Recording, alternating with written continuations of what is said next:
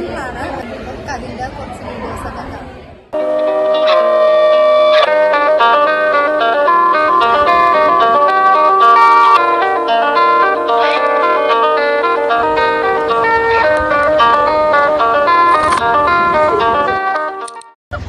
നമ്മളൊരു ചെരുപ്പ് വാങ്ങിക്കാൻ പോവാണ്. സ്റ്റിനേക്ക് 200 രൂപീസ് നമ്മുടെ ബഡ്ജറ്റ്. അതിനുള്ളിൽ നമ്മൾ ചെരുപ്പൊക്കെ വാങ്ങും.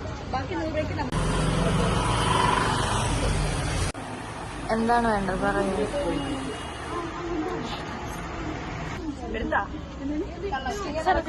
അടുത്ത ബ്ലോഗുമായി നമ്മൾ നെക്സ്റ്റ്